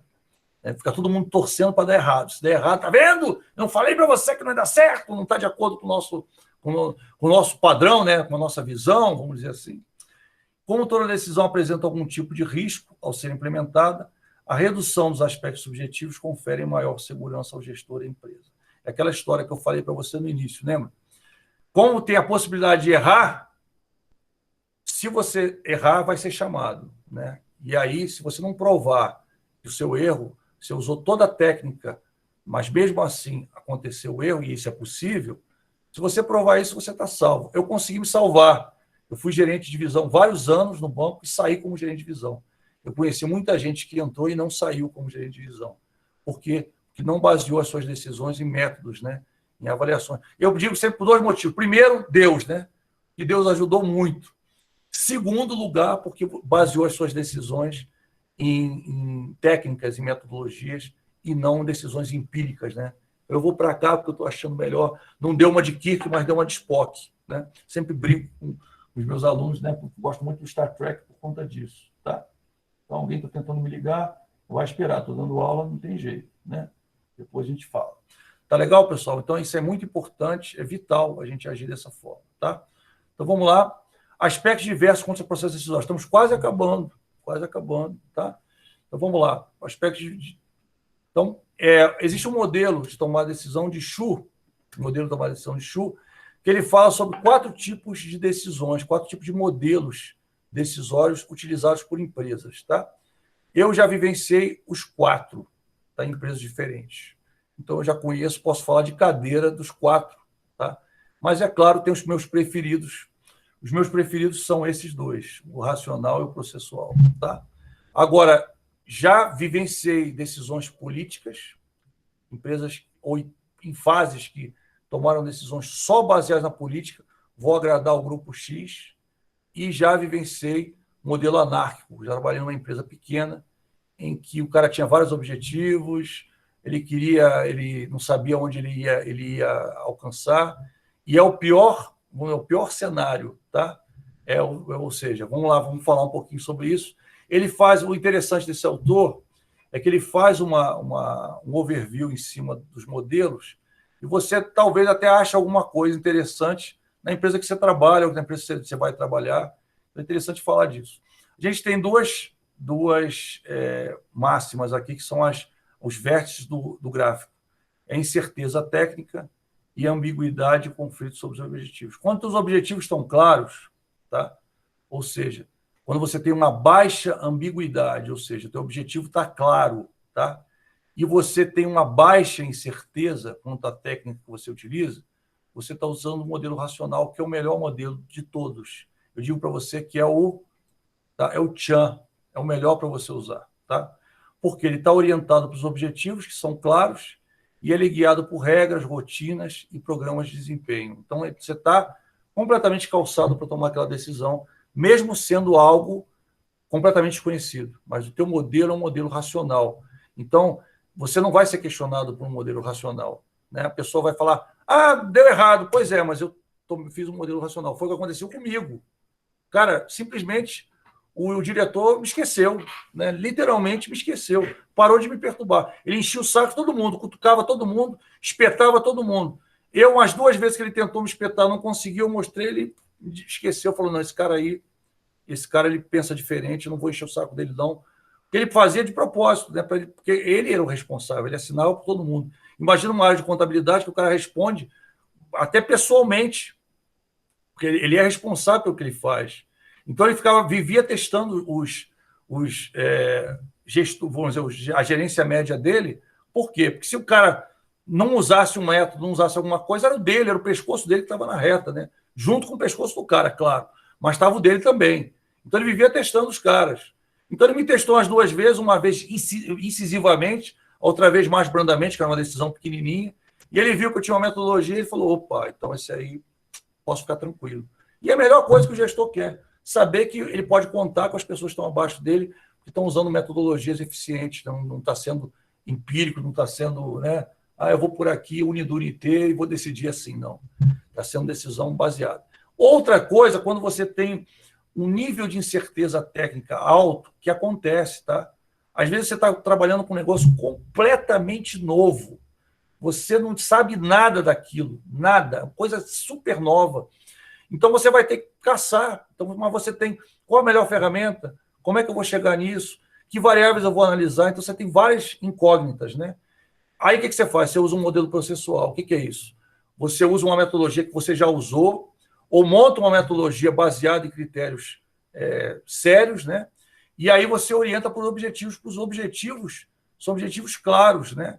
Então, como é que eu vou chegar nesses objetivos? Você vai usar eles para balizar, e a partir deles você traça um processo. Você tem múltiplas opções, e soluções alternativas. Então, é difícil você escolher a melhor alternativa. Você tem um problema justamente na escolha. Esses casos, você usa as 4 ferramentas, tá? Porque, se for possível, se não usa 3, mas não usa uma só, não, porque senão você está roubado. Você vai chegar na pior tipo de decisão. O modelo político, né, que você tem, eu vou falar dos outros, mas não gosto dos outros, tá? Objetivos e interesses conflitantes, você vai resolver para agradar determinada pessoa, determinado grupo, tá? Certeza sobre abordagem e resultados preferidos, né? Você sabe onde você quer chegar, tá? Mas você tem uma ambiguidade grande, um conflito entre os objetivos, tá? É altíssimo, tá? Então, as decisões, normalmente, quando acontece a decisão no modelo político, tá? Eu vou até botar uma seta para baixo, o gestor ele é questionado, e se não tiver, se não ajudou o grupo político certo, ele vai perder a cabeça dele. A verdade é essa, tá? Se ajudou, né, ele fica lá enquanto aquele grupo político está lá no poder. Quando o grupo cai, ele é questionado novamente e cai junto, tá? Eu já vi acontecer, ninguém me contou, não. O modelo anárquico, tá? Tudo está ruim, né?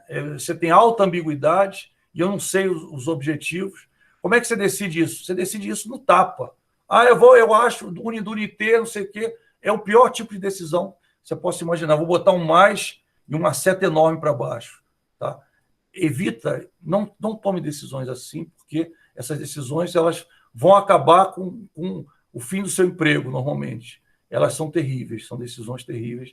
Você nunca deve utilizar o modelo anárquico, mesmo sendo forçado. Quando é que eu uso o modelo anárquico? Quando o cara está te enchendo o saco para você tomar uma decisão rápida, né? E aí você não usa a metodologia e se ferra, tá? No final, depois de tomar a decisão, o problema é seu. Antes de tomar a decisão, o problema é dele, tá? Então não esqueça disso. Antes de tomar a decisão, ele quer que você haja rápido para resolver o problema dele, tá? Agora, se você tomar a decisão errada, o problema passa a ser seu, né? Eu sempre brinco, a gente é responsável por aquilo que a gente faz, não pelo que a gente não faz, né? Eu não fiz tal coisa. Beleza, devia ter feito, perdeu a oportunidade de fazer, tudo bem. Mas se você não se sente seguro para fazer, não faça, tá? Isso é importante, tá, pessoal? Muito importante. Palavra de gestor e de consultor, tá? O que eu já vi de decisão errada, gerar problemas, gerar fim de empresa, gerar prejuízo, gerar fim de carreira para muita gente. É fora do gibi. E muito desse modelo anárquico, ou seja, o cara não tinha nem pé nem cabeça, tomou uma decisão não tendo que tomar, né? Às vezes, porque eu precisei, fui forçado. Não foi forçado, né? Você pode dizer, eu não tenho tempo hábil para tomar decisão. Beleza. Então eu vou tomar a decisão por você. Tudo bem, toma. Aí o problema é dele, né? Essa é a questão. Decisões, tá? Qualidade dos produtos e grau de satisfação dos clientes, tá? Então você tem alguns fatores que podem também influenciar as decisões. Qualidade do produto e grau de satisfação do cliente. O cliente não está satisfeito com isso. O cliente, isso aí não é legal, tenta outra forma. Grau de diferenciação, estrutura de preços dos produtos oferecidos aos clientes. Às vezes o preço está muito alto em relação à concorrência, você tem que baixar, então são decisões que às vezes você é obrigado a tomar, né? Eles acabam direcionando as suas decisões de alguma forma. É claro que isso tem que ser um viés a ser analisado e não a razão de uma decisão errada, tá? Eu gosto muito de... uma coisa que você tem que incluir na tua análise e não algo que defina a sua análise, tá? Isso é importante, tá, pessoal? Muita gente define as decisões por isso, tá? A ideia não é considerar isso, não utilizar isso, tá? Como sendo o único fator de decisão. Fluxo de caixa, não tem dinheiro, isso é grave, né? Se não tem dinheiro para fazer, você não tem como fazer. Pede empréstimo, corre atrás, né? Vende mais, faz um split nas ações, corre atrás, faz alguma coisa. Capacidade de produção, quando você não tem, você pode terceirizar. Rotatividade da equipe, sai muita gente, entra muita gente.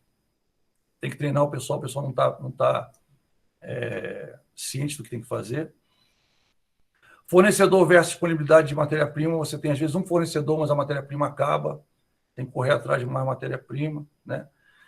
Ou então a matéria-prima fica cara. Tendência de crescimento econômico. Tendência do seu setor, aspectos legais e regulamentares, uma lei, alguma coisa. Os impostos, que acabam direcionando você a tomar umas decisões e não fazer outras. A ideia é não seja o único direcionador, seja um fator a ser considerado e não um único fator, tá? Participação do mercado, a empresa, as principais... quero superar a empresa tal. Eu trabalhei num banco, né? E aí teve muito isso, tá? Outro banco comprou, e aí cresceu muito. Ah, vamos ter que fazer determinada ação para alcançar outro banco. E eu falei, por quê? Se a gente não está preparado para fazer, vamos correr atrás do rabo, não vamos chegar lá e vamos perder uma grana com isso. Foi um processo estratégico, né? E quando eu levantei isso, quase me derrubaram, mas eu levantei a história. Né? E aí uma outra pessoa acabou defendendo, ninguém que estava com cagaço de falar. Eu falei, uma pessoa me defendeu, outra pessoa defendeu. No final, acabou não se tomando a decisão. E aí, ao avaliar, né, os efeitos da decisão, realmente seriam bem danosos se tivesse sido tomada. Né? Eu, sem ter poder de decisão, o fato de eu ter colocado aquilo, né, as pessoas que tinham poder de decisão acabaram respaldando o que eu estava falando, que não era tão idiota assim, e aí, por isso, não tomaram uma decisão que, com certeza, podia levar a um prejuízo gravíssimo. Né?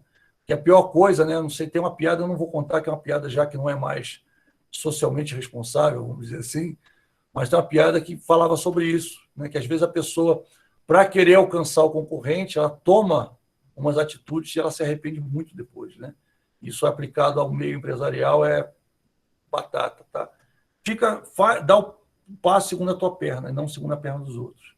E disponibilidade de estrutura logística. Às vezes você tem um excelente produto, mas não tem como vender, e aí você toma algumas decisões baseadas nisso. A ideia é você considerar isso, e não ter isso como único fator, como os outros, determinados outros. Né? Fatores que podem também influenciar as decisões. As variáveis explicadas anteriormente podem ser utilizadas e classificadas de acordo com seus níveis de importância para a empresa e demonstram algumas características organizacionais de mercado, do microambiente e do macroambiente. Reforça a importância da sua análise da situação, fase de obtenção das informações da situação, diagnóstico e análise do processo de tomar decisão, devendo essa incluir aspectos do ambiente interno e externo, tendo por objetivo comparar a situação atual e seu ambiente com o estágio desejado. Tá? Com isso, desenvolve uma estrutura de decisão. O ideal é que você desenvolva uma estrutura de decisão para cada decisão grande que você tem para tomar, para as decisões pequenas também, mas na maioria das vezes você vai usar modelos já prontos, né, para as decisões menores. Ou então vai ter que criar um modelo novo se for uma coisa completamente nova, que é fundamental para o tomador de decisões, seja de nível estratégico, tático ou operacional. Na tomada de decisões, o gestor precisa assegurar se diversas incoerências e erros são cometidos. Porém, resoluções inadequadas podem ocorrer no processo decisório em função da baixa qualidade das informações ou se esse processo for mal conduzido. No sentido da má condução do processo por gestores, existem algumas armadilhas em que esses podem incorrer. Eu queria terminar com esse assunto, tá? Sobretudo o que o pessoal chama de ancoragem, a aceleração da decisão e o excesso de confiança. São os piores inimigos, tá, do uso das metodologias que a gente viu aqui. O que é ancoragem? A ancoragem, né, uma vez que a mente pode atribuir pesos desproporcionais aos critérios, tá? Ou seja, você acha que determinada coisa é muito importante sem ser muito importante, e você acha que outra coisa não é importante quando é importante. Tá? É estabelecido, por isso que você está ancorando, né? Por isso que chama ancoragem. Ancoragem o que é? É um peso, né? É um peso que segura um navio. E, é claro, é um peso muito pequeno em relação ao navio. Tá? Então, a alusão é muito, muito útil. A âncora é muito pequena perto do peso do navio, mas ela consegue segurar um navio inteiro. Tá? É isso. Eles é um peso que não é nada, mas você considera como sendo um fator decisivo. Aí, por causa disso, eu decidi. Pois é, esses são os maiores erros. Esse cara que rodou, eu falei para você, um grande gestor que eu tive, um grande chefe, ele rodou por causa de ancoragem. Ele viu um aspecto e esqueceu de ver o resto. Não usou o processo de tomar decisão e se estrepou literalmente. Você se deu muito mal, porque ele ancorou. Eu tomei essa decisão, porque perguntaram, por que você tomou essa decisão? Por causa disso. O cara falou, mas você não viu isso, não viu isso, não viu isso, não viu isso? Aí o cara, não. Rodou, tá? Então, voltando aqui, né?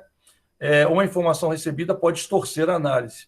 Os aspectos podem criar padrões mentais que tendem a criar âncoras, né? Durante o processo decisório, induzindo o gestor a avaliar equivocadamente outras opções que seriam melhores. A aceleração do processo, por vezes, após surgirem aceleração. Né? Aceleração, tomei a decisão rápida, antes do tempo. Por que eu tomei a decisão? Surgiram algumas evidências que o instinto ou a intuição, está vendo? Instinto e intuição ajudam, mas não podem ser determinantes, tá? Isso é importante. Apontam como sentido da melhor escolha, o decisor logo resolve a questão, decidindo antes de analisar ou de concluir as demais etapas do processo, acelerando a tomada de decisão. E, finalmente, tá? O excesso de confiança do gestor. Experiências anteriores do gestor podem gerar um excesso de confiança do tipo: deu certo antes comigo, vamos ver isso novamente. Tá? Às vezes acontece isso, tá? O gestor, como eu fiz isso antes, deu certo, vamos tentar de novo. Só que é aquela frase que eu gosto muito, que diz que quando você atravessa um rio, né, você não é mais o mesmo, você depois atravessa de novo, você não é mais o mesmo e o rio não é mais o mesmo. Tá? A temperatura não vai ser igual, aquela água que passou, passou. Né? A água que está passando agora é diferente da água que passou antes, e você é uma pessoa diferente daquela pessoa que era antes. Então, a decisão que no passado deu certo, não significa dizer que ela vai dar certo de novo. Tá? E isso dá um excesso de confiança, o cara fica coque, como diz o americano, está coque. Coque significa que o cara está, né, se achando, acha que é o rei da cocada preta, e não é. Né? Então, eu vi isso muito acontecer, com muitos gestores muito bons, eles eram bons gestores, mas o excesso de confiança deles acabaram tornando eles péssimos gestores. Tá? Isso é muito importante, são os 3 problemas principais no processo de tomada de decisões. Pessoal, acabamos toda a matéria da disciplina, todos, zeramos tudo. Tá? Só tem uma coisa que eu queria ver com vocês, que eu vou colocar, tá, também lá, se não der tempo de a gente terminar, eu vou colocar lá no Classroom, tá? Então, é o seguinte, tem um exercício que eu queria corrigir com vocês, que é o planejamento de uma negociação, tá? Esse eu queria corrigir, porque para evitar que existe uma questão parecida com essa na prova, então eu queria mostrar a correção. Acho que eu não mostrei, Sala, mostrei? Acho que esse aí eu não mostrei porque tinha gente devendo, eu esperei até o último momento, aí não recebi, agora, né, a gente zerou semana passada, tinha 2 alunos que tinham tido um problema de doença, e aí, eu não sei se um é dessa sala, eu acho que o outro é da outra sala da noite, um problema de doença, outro teve um problema de acidente. Aí eu falei, não, beleza, eu vou esperar você mandar até segunda-feira, e aí acabou, ele mandou segunda-feira bem tarde, né? Eu só fui ver na terça, o último que faltava, aí acabou, né? Acabaram as exceções, vamos dizer assim.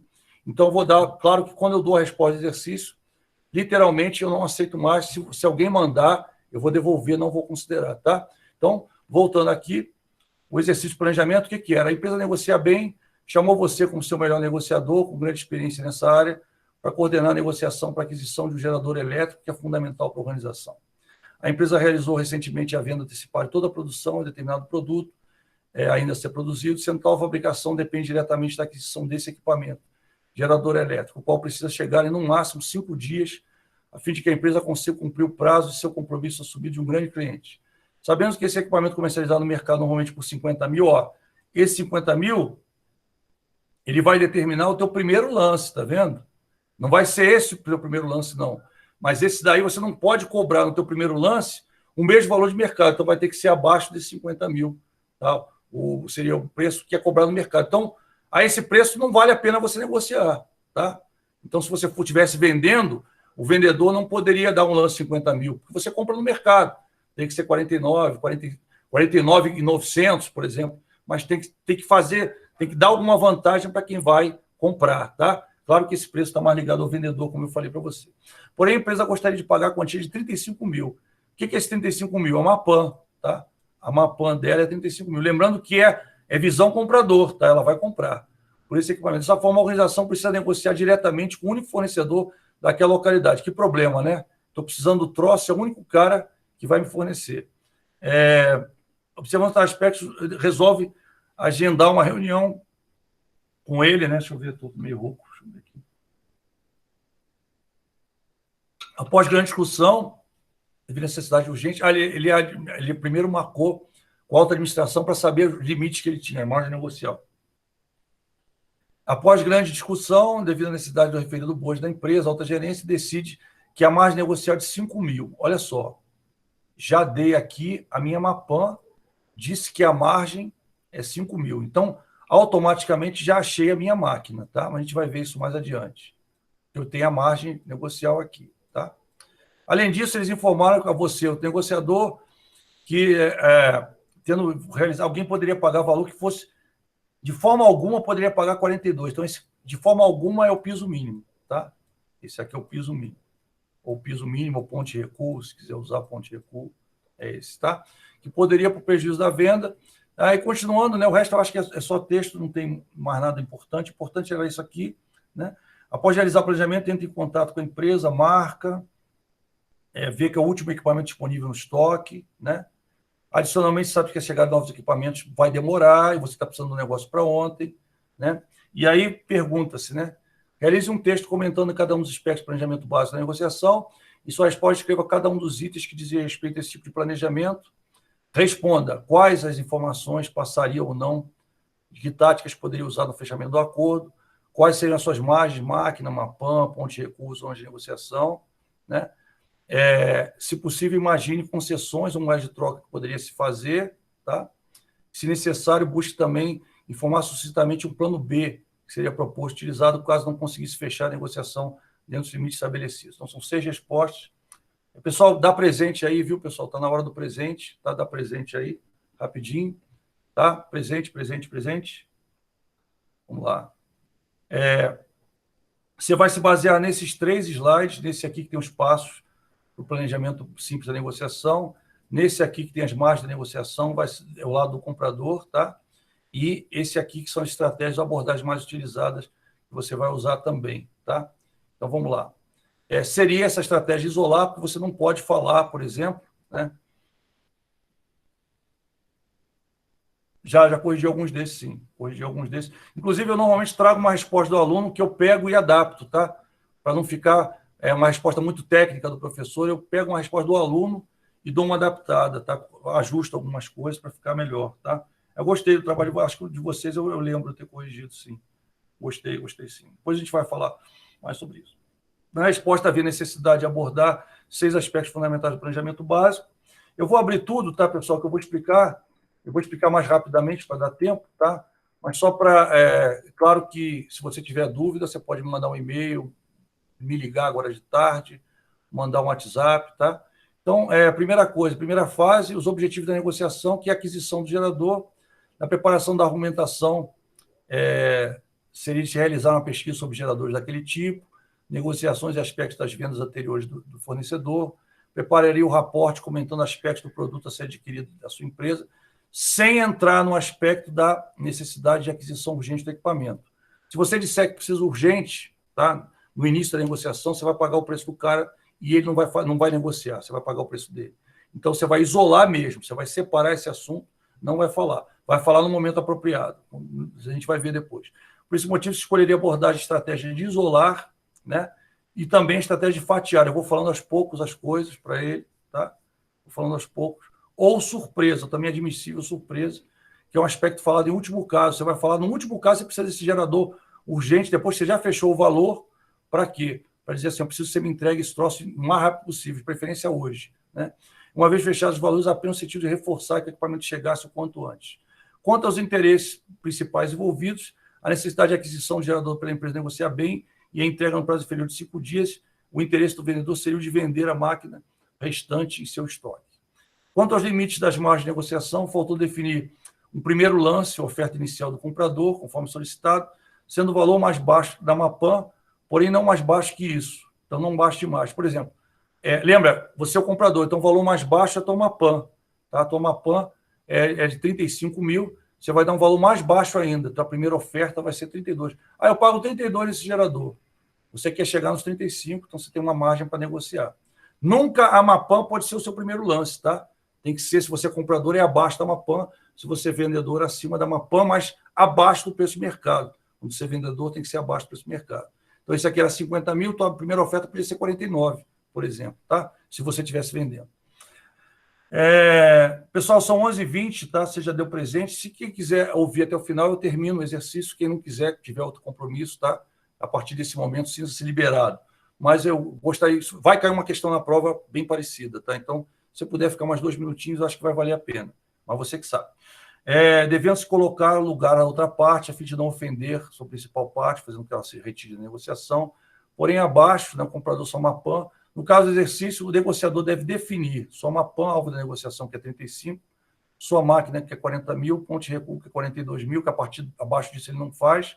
E o primeiro lance, qualquer lance abaixo de 35 mil é aceito. Você podia ter dado 34, 32, 33, 31, 30, 29, 28, né? Podia ter dado. Só que se ficar muito longe, o cara vai, isso é um insulto, essa primeira oferta sua, eu não concordo, não sei o quê. E às vezes tem até uma briga inicial que você poderia ser evitada se a tua oferta for mais próxima da tua Amapá. Não muito próxima, senão tem mais negociação. A penúltima fase é a definição de possíveis concessões e moedas de troca. Deve-se planejar quais concessões pode oferecer, quais moedas de troca podem ser aceitáveis. Por exemplo, concessão, pagamento a prazo, transporte da máquina, moeda de troca, custo de operação da máquina, espaço de exposição, né? Não haverá negócio se o valor for igual ou superior a 42 mil, né? Porque, lembra, você é o comprador, está muito alto, não é o ponto de recuo.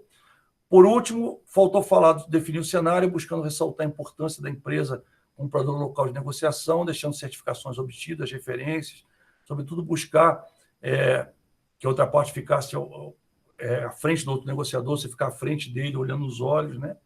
Que o vendedor viesse da empresa. O plano B que eu queria falar, se você ficou comigo aqui, o plano B, caso toda negociação falhasse, se poderia, por exemplo, buscar um fornecedor em outra localidade oferecendo transporte ou terceirizando a produção já vendida.